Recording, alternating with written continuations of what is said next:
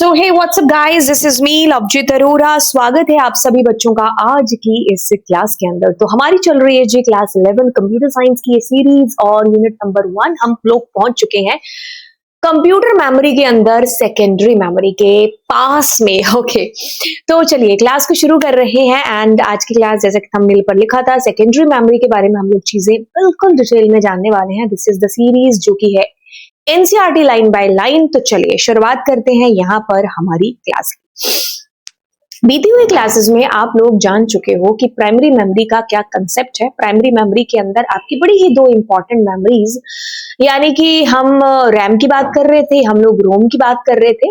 तो इनके बारे में हमने जाना, हमने एक चीज तो जान ली यहाँ पर कि ये बहुत इंपॉर्टेंट मेमोरीज के अंदर से एक है, लेकिन इनकी जो स्टोरेज कैपेसिटी है ना वो क्या है, बहुत ही लिमिटेड है।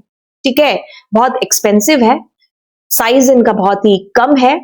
अब रैम के बारे में खास बात थी कि ये वॉलेटाइल है, वहीं पर आपकी रोम क्या थी, वो नॉन वॉलेटाइल थी। बट उसके अंदर हमारे जो कंप्यूटर की सबसे जो क्रूशियल कह लो कि ऑपरेशंस परफॉर्म करने वाली इंस्ट्रक्शंस है ना वो स्टोर रहती हैं। तो इसमें से डेटा को ओनली रीड है जो किया जा सकता है। रैम जहां पर मैंने कहा कि वॉलेटाइल है, टेम्परेरी बेसिस पर डेटा स्टोर कर रही थी, बड़ी ही इंपॉर्टेंट है क्योंकि आपका जो सीपीयू है वो डायरेक्टली आपकी रैम से इंटरैक्ट कर रहा होता है। एंड बस ये चीजें हमने जानी है ना। अब आपने सारी चीजों के अंदर एक चीज नोट करी कि हम सारी चीजें कर रहे हैं, हम कंप्यूटर की स्पीड के ऊपर ध्यान दे रहे हैं, हम जो है डेटा कैसे आ रहा है कैसे जा रहा है, हम मतलब सारी चीजों के ऊपर ध्यान दे रहे हैं। बट एक चीज की यार, मैंने इनपुट किया और मेरा डेटा प्रोसेस हुआ और मुझे वापस से आउटपुट मिल गया, बट यहां पर कहीं पर भी अगर मुझे जरूरत पड़ी मेरे डेटा को परमानेंट स्टोर करने की, तो क्या मैं उसको रोम में स्टोर करूं, क्या मैं उसको रैम में स्टोर करूं, क्या मैं उसको कैश मेमोरी के अंदर स्टोर करूं? मतलब यहां पर परमानेंट स्टोरेज के लिए क्या है, देखिए जो हमने लास्ट क्लास में बात किया था ना कि आपके पास दो तरीके की मेमोरी है। The one that is primary memory, दूसरी कौन सी थी, सेकेंडरी मेमोरी, है ना। तो जब हमें अपने डेटा को परमानेंट स्टोर करना होता है, ये सबसे बड़ा एडवांटेज है। जब मुझे मेरे डेटा को परमानेंट, परमानेंट का मतलब है कि आज आपने स्टोर किया और आपको 10 साल बाद भी अगर उसकी जरूरत है ना, और उसके बाद भी आपको, आपका अगर सिस्टम बिल्कुल एकदम जिंदा है, शानदार है, तो आपको जरूरत है तो आप अपने डेटा को कभी भी एक्सेस है जो कर सकते हैं। ठीक है, तो ये वो परमानेंट वाली मेमोरी है। तो इसी को ही सेकेंडरी मेमोरी के नाम से जाना जाता है और ये इसकी सबसे बड़ी नीड है, जहां पर हम नहीं भूल सकते कि रोम कितना इंपॉर्टेंट है हमारे सिस्टम के लिए, रैम कितना जरूरी है, कैशे मेमोरी कितना जरूरी है। वहां पर इस मेमोरी की इंपॉर्टेंस आती है जब आपको आपके डेटा को परमानेंटली कहीं पर स्टोर करना होता है। तो उसके लिए हमें इस सेकेंडरी मेमोरी या फिर ऑक्सिलरी मेमोरी की नीड पड़ती है। ये सारे इसी के ही नाम है। तो कहता है, आपकी एनसीईआरटी कहती है कि भाई ऑक्सिलरी मेमोरी भी बोला जाता है इसको, is used to store data and instructions, क्योंकि आपको पता है आपके द्वारा किया गया इनपुट डेटा और इंस्ट्रक्शंस के तौर पर मेमोरी के अंदर स्टोर होता है। वो मेरे को अब डेटा और इंस्ट्रक्शंस फ्यूचर पर्पस में, फ्यूचर में अगर कभी भी मुझे उनकी नीड पड़ी तो मुझे उसके लिए चाहिए। That means I am talking about permanent storage. तो परमानेंट स्टोरेज के लिए हम इसी मेमोरी के पास जाएंगे। तो चलिए अब इसके कुछ की फीचर्स है जो पढ़ लेते हैं। सबसे खास तो आपको बार बार यही मिलेगा कि हम अपने डेटा को फ्यूचर पर्पस के लिए अगर यूज करना चाहते हैं तो हमें इस मेमोरी की याद आएगी। ठीक है, तो अब ये मेमोरी क्योंकि तो फ्यूचर पर्पस के लिए हमें डेटा की आवश्यकता है, तो ये ऑब्वियसली नॉन वॉलेटाइल मेमोरी है। वॉलेटाइल के अंदर आपका रैम था जो कि डेटा को टेम्परेरी बेसिस पर स्टोर कर रहा था। एंड जैसे ही पावर ऑफ हो रही थी डेटा वाज वाइप आउट, है ना। बट यहां पर पावर आपकी लॉस्ट है, तभी भी आपकी नहीं, आपके सिस्टम की लॉस्ट है पावर, तो क्या होगा, तो भी आपका डेटा क्या रहेगा, रिटेन रहेगा आपकी हार्ड डिस्क के अंदर, एसएसडी के अंदर, पेन ड्राइव के अंदर, सीडी के अंदर। ये सारे एग्जाम्पल हैं आपकी सेकेंडरी मेमोरी के जिनको हम लोग देखने वाले हैं। लार्ज कैपेसिटी होती है। अब ऑफ कोर्स अगर इसकी कुछ खास बात आपको बताऊं तो ये खास बात में है कि भाई ये परमानेंट स्टोरेज तो है ही, लेकिन ये आप कह लो कि इसका जो स्टोरेज कैपेसिटी है ना, वो रैम के, रोम के, कैशे मेमोरी के सबके मुकाबले सबसे ज्यादा है, राइट?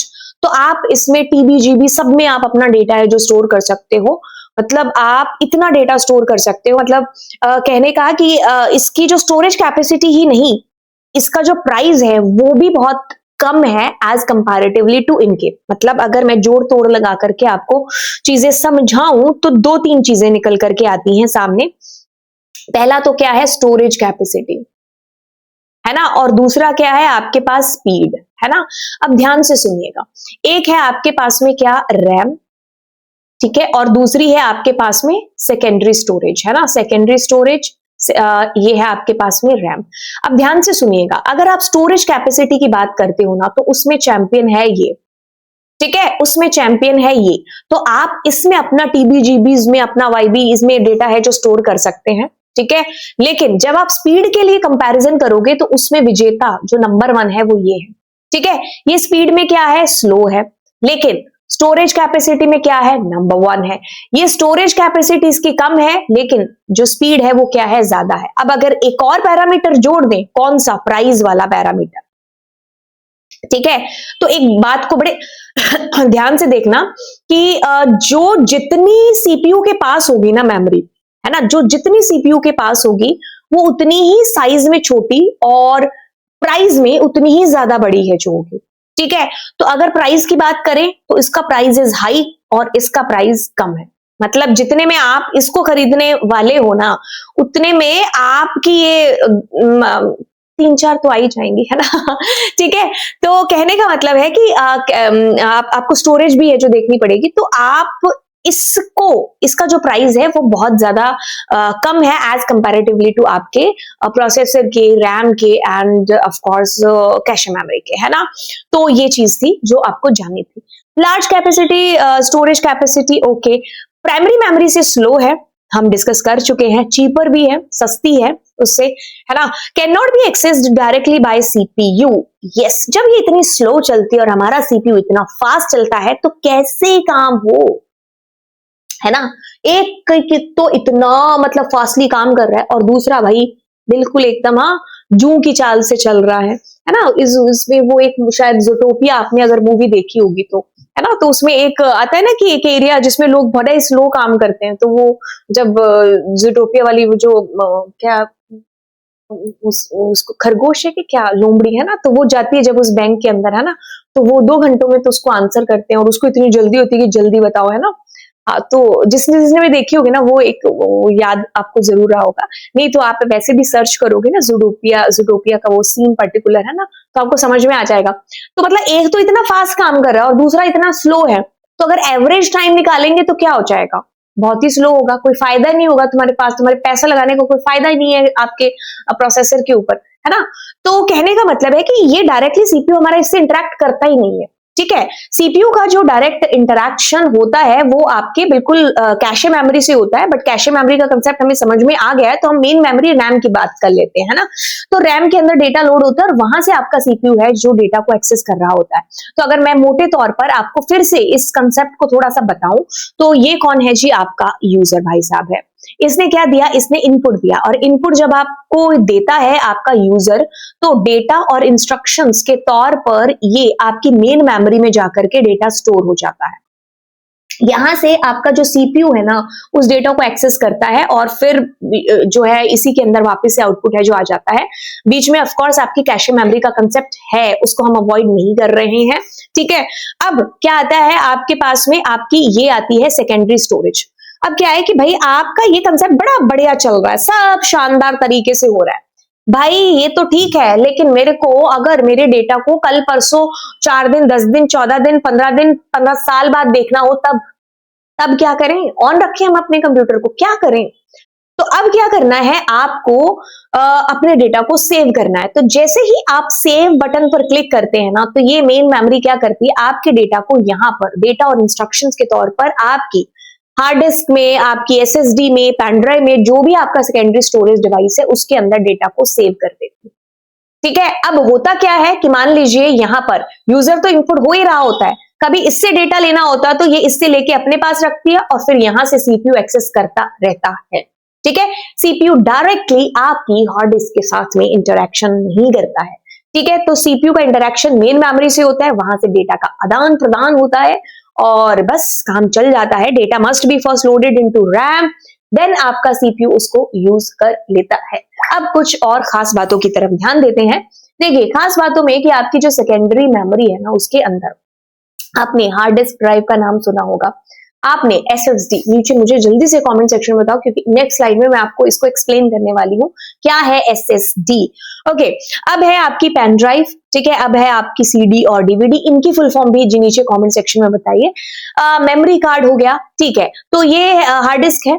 बिल्कुल आप इसको एक्स्ट्रा भी खरीद सकते हैं, ठीक है, मतलब एक्सटर्नल भी हम इसको खरीद सकते हैं। तो आपने जो कैबिनेट बॉक्स वाले होंगे तो उसमें एक अलग से बॉक्स आता है ना, तो उस बॉक्स के अंदर आपकी हार्ड डिस्क होती है और ऑल्दो आपने मेरे पास यहाँ नहीं है, किसी क्लास में होगी तो मैं आपको ऑफ कोर्स दिखा दूंगी। तो वो आप हार्ड डिस्क है जो बिल्कुल आपकी सेकेंडरी स्टोरेज है, उसके अंदर आप अपने डेटा को परमानेंटली स्टोर कर सकते हैं कभी भी कितने भी टाइम के लिए। एंड उसकी कैपेसिटी है जो of course as comparatively to आपकी रैम वगैरह की बहुत हाई है जो होती है। एसएसडी बिल्कुल आजकल आप कह लो कि इसी का बोलबाला है। आप आजकल जितने भी नए लैपटॉप वगैरह खरीदते हैं तो उसमें आपको हार्ड डिस्क नहीं, अब एसएसडी मिलेगी जो कि इसके मुकाबले ज्यादा फास्ट होती है। और भी बड़े फायदे हैं जो हम नेक्स्ट स्लाइड के ऊपर देखने वाले हैं। पेन ड्राइव बिल्कुल ये आपका एक्सटर्नल डिवाइस है, यहाँ पर भी आप अपने डेटा को बिल्कुल पोर्टेबल है। तो अगर मुझे अपने डेटा को कहीं इधर से उधर लेकर के जाना है तो ये बेस्ट ऑप्शन है आपके लिए, है ना। अगर आपके कल को प्रैक्टिकल है और घर पे आपकी मैम ने आपको कोई पीपीटी या फिर कोई प्रोजेक्ट बनाने के लिए दिया हुआ है तो दिस इज द बेस्ट कि आप क्या करते हो, पीडी में डालते हो और ले जाते हो, है ना। उससे भी बेस्ट अभी क्या है, ड्राइव पर डाल देना, है ना, क्योंकि इससे वायरस का खतरा रहता है। तो अब तो हम ड्राइव ही यूज करते हैं। तो बाकी पेन ड्राइव पता चल गया आपको। सीडी और डीवीडी खैर अभी यूज नहीं होती है। सीडी और डीवीडी पहले जो है बहुत यूज हुआ करती थी। इनकी लिमिटेशंस थी कि भाई इस पर कोई स्क्रैच नहीं आना चाहिए, बिल्कुल एकदम क्लीन रखनी चाहिए, जल्दी टूट जाती थी। तो ये सब कुछ डिसएडवांटेजेस थे जिनकी वजह से अब इनका यूज जीरो हो चुका है, हम इसका यूज नहीं करते हैं, राइट। एंड मेमोरी कार्ड भी है, ठीक है, कि जैसे अब ये शूट जो हो रहा है ये मतलब इसके मेमोरी कार्ड के अंदर हो रहा है। तो मैं यहाँ से निकाल करके एक मेमोरी कार्ड अपने सिस्टम में अटैच करूंगी और वहां से वीडियो वगैरह है जो भी रिकॉर्ड हुई है मैं उसको एक्सेस कर सकती हूँ। तो ये आपका मेमोरी कार्ड हो गया, आपके फोन के अंदर भी मिल जाएगा आपको, है ना। तो ये सब सेकेंडरी मेमोरी के ही, सेकेंडरी स्टोरेज डिवाइस के ही एग्जाम्पल्स है। एसएसडी जिसको हम अभी देखने वाले हैं, एसएसडी बहुत ज्यादा फास्टर आप कहोगे as comparatively to hard disk drive के। पेन ड्राइव बहुत ही छोटी एंड पोर्टेबल है, ये इसका सबसे बड़ा फायदा है। तो चलिए अब हम एसएसडी और हार्ड डिस्क के अंदर बीच में डिफरेंस है जो देख लेते हैं। तो अब बात कर लेते हैं इनके कंपैरिजन की। आपकी एसएसडी की फुल फॉर्म क्या थी भाई, सॉलिड स्टेट ड्राइव और हार्ड डिस्क ड्राइव। अब देखो इनका कंपैरिजन कहता है कि भाई ये बहुत फास्ट है। देखो आजकल के जितने भी आप लैपटॉप वगैरह देखोगे ना तो आप पाओगे कि उसमें हार्ड डिस्क और एसएसडी दोनों ही आपको मिक्स करके मिल रही है ना, कि भाई इसमें ये भी और इसमें ये भी है।